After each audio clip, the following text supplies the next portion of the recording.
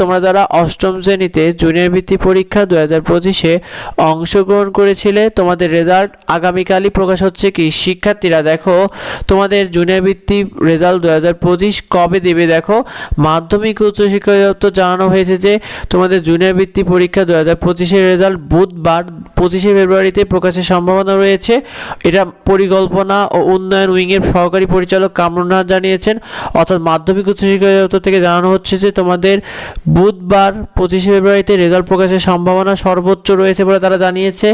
শিক্ষার্থীরা তোমাদের জুনিয়র বৃত্তি পরীক্ষা 2025-এ কারা বৃত্তি পেল দেখো জুনিয়র বৃত্তি পরীক্ষা 2025-এ অংশ নিয়েছিল 3,15,160 জন শিক্ষার্থী, যার মধ্যে তোমাদের জুনিয়র বৃত্তিটা পেয়েছে 46,200 জন শিক্ষার্থীরা তোমরা যারা জুনিয়র বৃত্তি পেয়েছো তোমাদের সবার জন্য অনেক অনেক অভিনন্দন রইল। শিক্ষার্থীরা দেখো কারা কোন গ্রেডে বৃত্তি পেয়েছে তোমরা যারা মেধাবৃত্তি বা ট্যালেন্ট পুলে বৃত্তি পেয়েছে হলো 14,700 জন শিক্ষার্থী।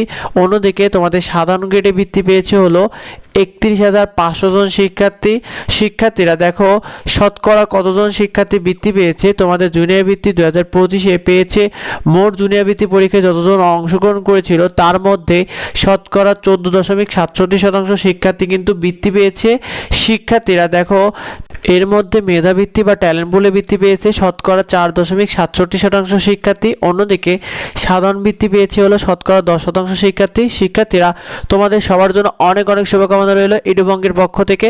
এরপর তোমাদেরকে জানিয়ে দিই তোমাদের জুনিয়র বৃত্তির রেজাল্টের লিস্ট 2025 নিয়ে ঢাকা বোর্ডের পরীক্ষা নিয়ন্ত্রক জানিয়েছেন যে তোমাদের শিক্ষার্থীদের যে রেজাল্টের লিস্ট কারা ট্যালেন্ট পুল এবং সাধারণ গ্রেডে বৃত্তি পেয়েছে এটার বৃত্তির জন্য নির্বাচিত শিক্ষার্থীদের যে লিস্ট তারা গ্যাজেট আকারে শিক্ষা মন্ত্রণালয়ের অনুমতি পাওয়ার সাথে সাথে তোমাদের দ্রুত প্রকাশ করে দেবে, সেটাও তোমাদেরকে জানিয়ে দেবো। শিক্ষার্থীরা যাবতীয় আপডেটগুলো পেতে অবশ্যই আমাদের চ্যানেলটিকে সাবস্ক্রাইব করে রেখো, ভিডিওটা বেশি বেশি করে বন্ধুদের মধ্যে শেয়ার করে দাও যাতে অন্যরা জানতে পারে।